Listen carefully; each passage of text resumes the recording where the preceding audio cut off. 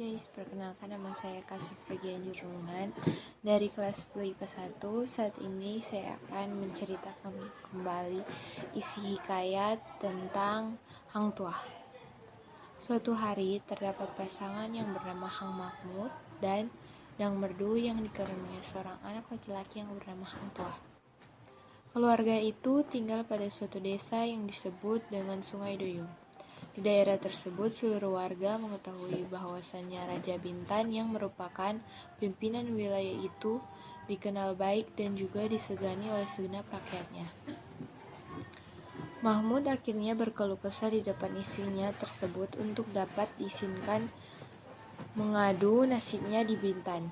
Pikirnya, siapa tahu apabila ia di sana nasibnya akan baik.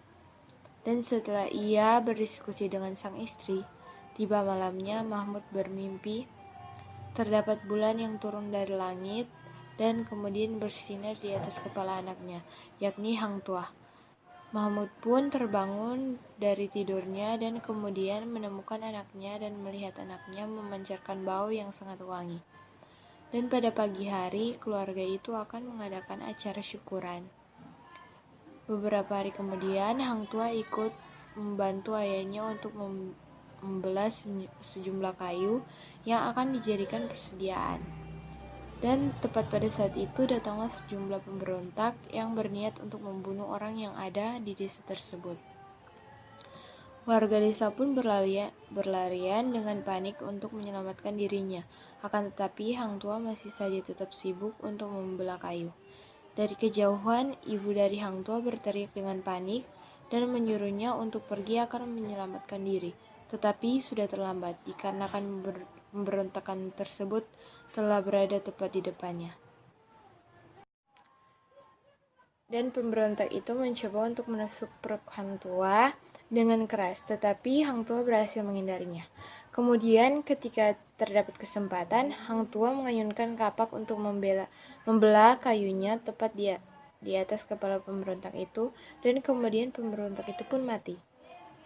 Berita Hang Tuah yang berhasil mengalahkan seorang pemberontak pun telah tersebar ke seluruh negeri.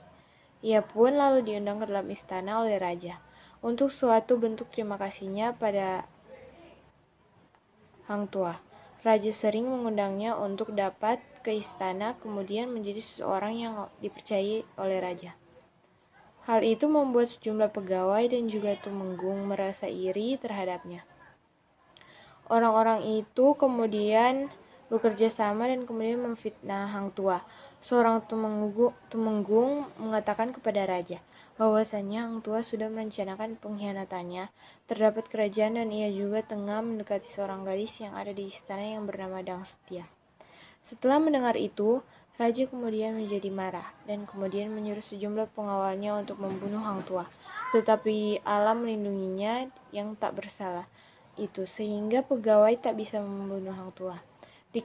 Dikarenakan tak mau meninggalkan masalah lainnya, akhirnya Hang Tuah pun memilih untuk mengasingkan dirinya ke dalam hutan. Sekian dan terima kasih.